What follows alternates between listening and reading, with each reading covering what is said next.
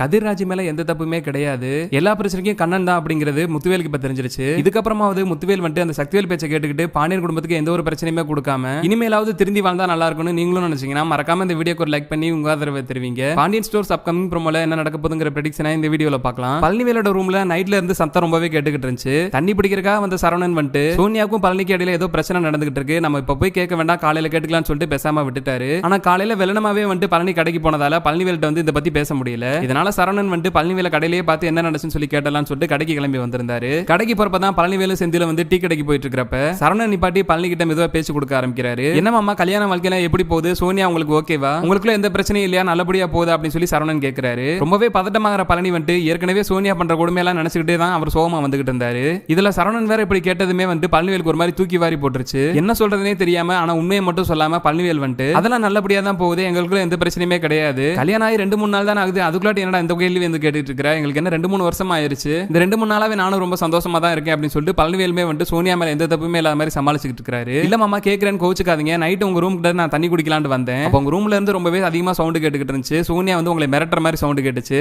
அந்த டவுட்ல தான் வந்து நான் நைட்டே கேட்கலான்னு பார்த்தேன், ஆனா நைட்டு கேட்டாதான் நீங்க நினைச்சுப்பீங்கன்னு சொல்லிட்டு நான் எதுவுமே கேட்கல, அதனால தான் மாமா கேட்கிறேன், உங்களுக்குள்ள எல்லாமே ஓகேவா, எதுவும் பிரச்சனையா அப்படின்னு சொல்லி கேட்கிறாரு. நல்ல வேளை சரவணன் எல்லாத்தையுமே கேட்கல, தூரத்துல இருந்து கேட்டனால அவனுக்கு எதுவுமே சரியா கேட்டிருக்காது, எப்படியாவது சமாளிச்சிடலாம் அப்படின்னு சொல்லிட்டு பழனிவேல் வந்துட்டு அதெல்லாம் எந்த பிரச்சனையுமே கிடையாது, நாங்க சும்மா வந்து ஓல்டு மெமரிஸ் பத்தி பேசிக்கிட்டு இருந்தோம், எங்களோட ஸ்கூல் லைஃப் காலேஜ் லைஃப் பத்தி தான் பேசிக்கிட்டு இருந்தோம், மத்தபடி எங்களுக்குள்ள எந்த பிரச்சனையுமே கிடையாது அப்படின்னு சொல்லிட்டு பழனிவேல் வந்து மறுபடியும் சோனியா விட்டு கொடுக்காம பேசிக்கிட்டு இருக்காரு. பழனிவேல் சொல்றதெல்லாம் உண்மை நம்பிட்டு சரவணனுமே வந்து எப்படியா மாமா சந்தோஷமா இருந்தா சரின்னு சொல்லிட்டு அவருமே அங்க இருந்து கிளம்பிடுறாரு. இன்னொரு பக்கம் செந்தில் வந்து சரவணன் கிட்ட எனக்கும் மீனாக்கு இடையில அப்பப்ப குட்டி குட்டி சண்டை எல்லாம் வரும், எங்களோட பிளஸ் பாயிண்டே நாங்க டக்குன்னு எவ்வளவுதான் சண்டை வந்தாலுமே வேகமாவே பேசிடுவோம், சமாதானம் ஆயிருவோம், உனக்கு எப்படினே அப்படின்னு சொல்லி சரவணன் கிட்ட கேட்கிறாரு. உங்களுக்குள்ளேயாவது சின்ன சின்ன சண்டை வருது, எனக்கு தங்கமேல் இடையில சண்டையே வராது, நானும் தங்கமேல் மேல கோவமா பேச மாட்டேன், தங்கமேல என்கிட்ட கோவமா பேசாது, இது வரைக்கும் எங்களுக்கு இடையில சண்டையே வந்ததெல்லாம் பாத்துக்க அப்படின்னு சொல்லிட்டு சரவணன் செந்தில் வந்து மீனா தங்கமேல் பத்தி ரொம்பவே பெருமையா பேசிட்டு வந்துட்டு இருக்காங்க. பின்னாடியே வர பழனிவேல் வந்து இதெல்லாம் கேட்டு ரொம்பவே மனசுடைஞ்சு போயிடுறாரு. எல்லாருக்குமே நல்ல மனைவியா அமைஞ்சிட்டாங்க, நமக்கு மட்டும் இப்படி ஆயிருச்சு, எத்தனை நாளைக்கு இந்த கொடுமையெல்லாம் அனுபவிக்க போறோன்னே தெரியலையே, இந்த சோனியா வேற மனசு மாறுமான்னு தெரியலையே அப்படின்னு சொல்லிட்டு ரொம்பவே சோகமா நடந்து வந்துட்டு இருக்காரு. சோனியா பண்ற கொடுமையெல்லாம் நினைச்சு பாக்குற பழனிவேலுக்கு நடந்து வரப்பே கண் கலங்கி தண்ணி ஊத்திக்கிட்டு இருக்கு, அதெல்லாம் தெரியாத மாதிரி ரொம்பவே கேஷுவலா கண்ணை தொடச்சு அவங்க கூட சேர்ந்து நடந்து கிளம்பிடுறாரு.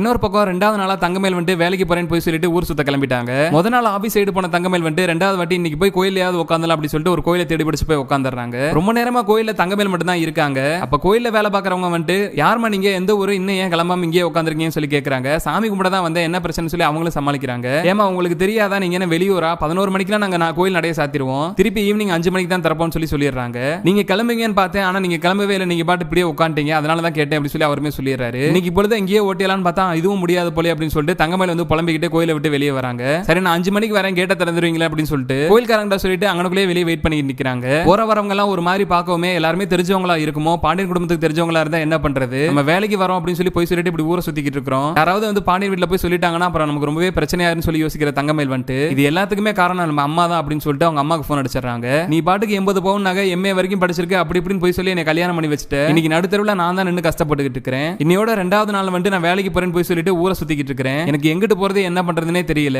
கோயிலையாவது போய் உட்காரலான்னு பார்த்தா கோயிலுமே வந்து நடை சாத்திட்டாங்க, திருப்பி சாயந்தரம் 5 மணிக்கு தான் திறப்பாங்களா, நான் இப்ப நடுவீதியில நின்னுகிட்டு இருக்கிறேன் அப்படி சொல்லி தங்கமேல் வந்து அவங்க அம்மா மேல எரிஞ்சு விழுந்துகிட்டு இருக்காங்க. கடல் மாதிரி வீடு இருக்கிறப்ப நீ எதுக்கு போய் நடுத்தருவில் நின்னுகிட்டு இருக்கிற, நம்ம வீட்டு கிளம்பிவா அப்படின்னு சொல்லிட்டு தங்கமேலோட அம்மாவே அது ரொம்பவே பெருந்தன்மையா கூப்பிட்டு இருக்காங்க. கோவத்தோட வீட்டு கிளம்பி போற தங்கமேல் வந்துட்டு ஏமா இப்படி பண்ண, என்னால அந்த வீட்டுல இருக்கவே முடியல, எத்தனை போய் தான் நானும் சமாளிக்கிறது, உன்ன மாதிரி எல்லாம் போய் சொல்ல என்னால சத்தியமா முடியல, ஏற்கனவே நகை விஷயத்துல போய் சொல்லி இப்ப ராஜிகிட்டி மீனா கிட்டி மாட்டியாச்சு, அவங்க என்னைக்கு இது பத்தின உண்மையை வந்து வீட்டுல சொல்ல போறாங்கன்னு தெரியல, அந்த உண்மை தெரிஞ்சாலும் நான் வீட்டை விட்டு வெளியே போயிருவேன், அதே மாதிரி தான் ஆதார் கார்டு விஷயத்திலேயே கண்டிப்பா நான் கதிர்கிட்ட மாட்டிருப்பேன், என்னோட ஏஜ் தெரிஞ்சிருக்கும், தெரிஞ்சு தெரியாத மாதிரி தான் கதிர்மே இருக்கான், கதிர் மூலியமா கண்டிப்பா என்னோட வயசு பத்தின விஷயமே அந்த பாண்டியன் வீட்டுக்கு தெரிய போகுது, இந்த 2 விஷயத்துல எது வெளியே வந்தாலுமே நான் அந்த வீட்டை விட்டு வெளியேறி தான் ஆகணும், இதுல போதாத குறைக்கு இப்ப நான் நிறைய படிச்சிருக்கேன்னு வேற சொன்னதால என்னை வேலைக்கு அனுப்பிச்சு விட்டாங்க, இப்ப இந்த உண்மையை தெரிய வந்துச்சுன்னா என்னால எப்படி அந்த வீட்டுல இருக்க முடியும், எனக்கு அந்த வீட்டுக்கு போறதுக்கு விருப்பமே இல்ல, தயவுசெய்து நான் இங்கேயே இருந்துக்கிறேன் அப்படி சொல்லி தங்கமேல் புலம்பிக்கிட்டு இருக்காங்க. நீ ஏன் தங்கமேல் இங்க வந்து இப்படி புலம்பிக்கிட்டு இருக்கிற, வேலைக்கு போக மாட்டேன்னு சொல்லி ஒரே காலில் நிக்க வேண்டியதானே அப்படின்னு சொல்லி தங்கமேல் அவங்க அம்மா அட்வைஸ் கொடுத்துட்டு இருக்காங்க. நான் எப்படி வேலைக்கு போக மாட்டேன்னு சொல்லி ஒரே காலில் நிக்கிறோம், அதே மாதிரி இந்த பாண்டியன் வீட்டுல இருக்க ஒட்டுமொத்த குடும்பமே வந்துட்டு நான் வேலைக்கு போகணும்னு சொல்லி ஒரே காலில் நின்னுகிட்டு இருக்காங்க, என்னால என்ன பண்ண முடியும், எனக்கு இந்த வாழ்க்கையே பிடிக்கல, நான் இங்கேயே இருந்துக்கிறேன், அந்த வீட்டுக்கு போக மாட்டேன் அப்படி சொல்லிட்டு தங்கமேல் புலம்ப ஆரம்பிச்சிட்டாங்க. இது எல்லாத்துக்குமே காரணம் நீ தான், நீ மட்டும் ஒரு நல்ல வேலைக்கு போய் குடும்பத்தை நல்லா பார்த்துருந்தேன்னா பொண்ணுக்கு வந்து நல்லபடியா நகையை போட்டு கட்டி கொடுத்துருக்கலாம், நல்லாவே படிக்க வச்சிருந்திருக்கலாம், நீ பண்ண தப்பால பாரு நம்ம பிள்ளைகளோட வாழ்க்கையில என்ன ஆகிட்டு இருக்கு அப்படி சொல்லி தங்கமேல் அம்மா வந்துட்டு தங்கமேலோட அப்பா பிடிச்சி பயங்கரமா சத்த போட்டுட்டு இருக்காங்க. இன்னொரு பக்கம் ஹாஸ்பிட்டல்ல மீனா அவங்க அப்பாவுக்கு ரொம்பவே சரியாயிருச்சு. இவ்வளவு நாளா கோமா இருந்த மனுஷன் எப்படி தான் திடீர்னு இப்படி மனசு மாறினாருன்னே தெரியல. 3 நாளா செந்திலுமே வந்து கூடவே இருந்து எல்லாத்தையுமே நல்ல நல்லபடியா பாத்துக்கிட்டாரு. இன்னொரு பக்கம் பாண்டியனுமே வந்து ஹாஸ்பிடல்ல மீனா அவங்க அப்பாவை ஹாஸ்பிடல்ல பாத்துட்டு போயிருந்தாரு. இதெல்லாம் யோசிச்சு பாக்குற ரவிக்குமே வந்துட்டு உண்மையிலேயே பாண்டியன் குடும்பம் நல்ல குடும்பம் தான் போலயே அப்படின்னு சொல்லி யோசிச்சுக்கிட்டு மீனா கிட்ட மெல்ல கொஸ்டின் கேட்க ஆரம்பிக்கிறாரு. நம்ம வீடு ரொம்பவே வசதியான வீடு, நம்ம கூட கம்பேர் பண்றப்ப அந்த பாண்டியன் குடும்பம் கொஞ்சம் வசதி கம்மி தான், எப்படிமா இருக்கு அந்த வீட்டுல, உன்னை நல்லா வச்சு பாத்துக்கிறாங்களான்னு சொல்லி கேட்கிறாரு. தங்கத்தட்டுல வச்சு தாங்காத ஒரு குறை மட்டும் தான், மத்தபடி என்ன அப்படி பாத்துக்கிறாங்க, எனக்கு எந்த கவலையுமே கிடையாது, நான் ரொம்பவே சந்தோஷமா இருக்கேன் அப்படின்னு சொல்லி மீனாமே சொல்லிட்டு இருக்காங்க. எப்படி அந்த பாண்டியனோட ஒரு கடையில இருந்து அவ்வளவு வருமானம் வரும், ஒட்டுமொத்த குடும்பத்தோட செலவையும் எப்படி பாண்டியன் மெயின்டைன் பண்றாரு அப்படின்னு சொல்லிட்டு ரவி வந்து குழப்பத்தோட கேள்வி கேட்கிறாரு. எல்லா பொறுப்புமே வந்து பாண்டியன் மாமா தான் பாத்துக்கிறாரு, அவரோட பொறுப்புல நடக்கிறதுனால கடையில எந்த ஒரு லாஸ்மே வரது கிடையாது, கொஞ்சம் பணம் வந்தாலுமே அதை வச்சுட்டு நிம்மதியா நாங்க வந்து குடும்ப செலவெல்லாம் பாத்துக்கிட்டு இருக்கிறோம், அதனால எங்களுக்குள்ள எந்த பிரச்சனையுமே வந்ததில்ல, சந்தோஷமா தான் இருக்கும் அப்படின்னு சொல்லி மீனாமே சொல்லிட்டு இருக்காங்க.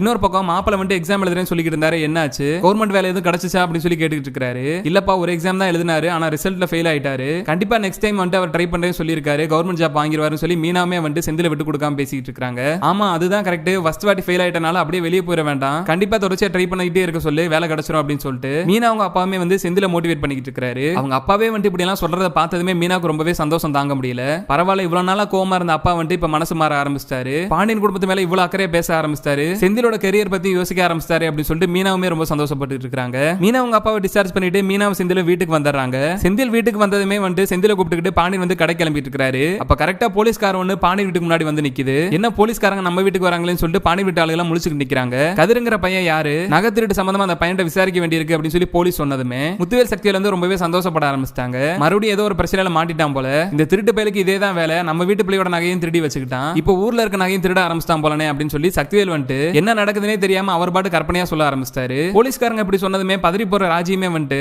டக்குனு வீட்டுக்குள்ள வந்து கதிருக்கு போன் பண்ணி நடந்த விஷயத்தை எல்லாத்தையுமே சொல்லி கதிரை வீட்டுக்கு வர சொல்றாங்க. பின்னாடியே போற கோமதியுமே வந்துட்டு என்னாச்சு, ஏன் திடீர்னு இப்படி போலீஸ்காரங்க வந்து நகையை பத்தி பேசுறாங்க, உங்ககிட்ட எதுவும் கதிர் சொன்னானா ராஜி அப்படின்னு சொல்லி கோமதியுமே கேக்குறாங்க.